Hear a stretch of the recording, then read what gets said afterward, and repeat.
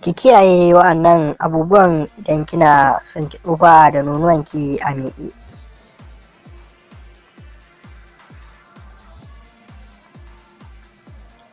Nonuwa a jikin mace ɓangare ne da suke ƙara ma mace kyau da kuma jawo hankalin miji domin motsa masa sha'awa.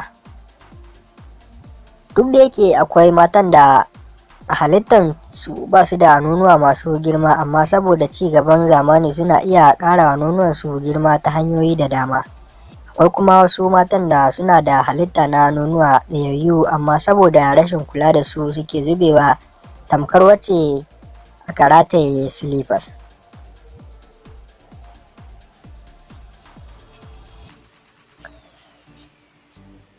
Yan uwa mata, idan kika kiyaye waɗannan abubuwan ba yawan haihuwa ba har tsufa, sai kin yi da nonuwanki abin gwanin sha'awa.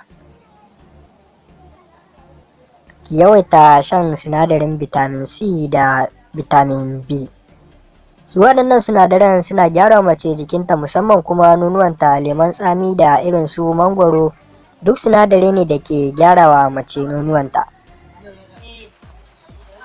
Cin kayan da za su ƙara miki girman nono ba a nufin ki ta cin abun da zai ƙara miki jiki ko ki ta ƙiba. Ki riƙa cin abincin da ke gina jiki, saboda nonuwa suna girma ne a lokacin da mace take ƙara jiki, su ma suna ƙara girma. Ki guji rama. Muddin za ki kiyayya nauyinki, kada ki yi girma da yawa, kada kuma ki rame ki tsufa da nonuwanki. Duk matar da take son ganin ta tsufa da nononta a miƙe, ta guji shan taba sigari. Yana iya fatan bata miki jiki mace illa idan nan take sai saka jijiyoyin da suke riƙe da nonuwanki su sake ko su lalace. Akwai man shafawa na musamman da ake sayarwa ko haɗawa domin shafa nonuwa, domin fatar su ta ɗago da jijiyoyinsu da su tsaya gam. Man zaitun, man kwakwa, man hulba, man riɗi, man habba.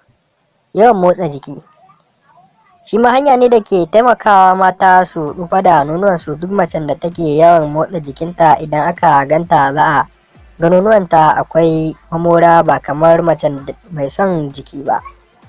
Saboda motsa jiki yana saka jini ya kwarara zuwa nonuwan mace, yadda zai taimaka musu wajen ƙarin lafiya.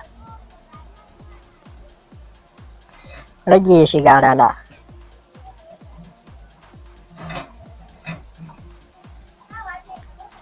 Da yake nonuwa suna cikin rigansu kuma a rufe da taguwa, yawan bayyana su cikin rana yana iya haddasa miki wani hatsari da za su kamu da wasu jinyoyi, wanda hakan zai sa jijiyoyin da suke sadarwa su samu matsala. Don haka duk macen da take son nonuwanta su ɗau hankalin mijinta ko ta tsufa, ta rage baza su a rana. Yawan sa su cikin duhu da kuma zafi yana ƙara musu lafiya.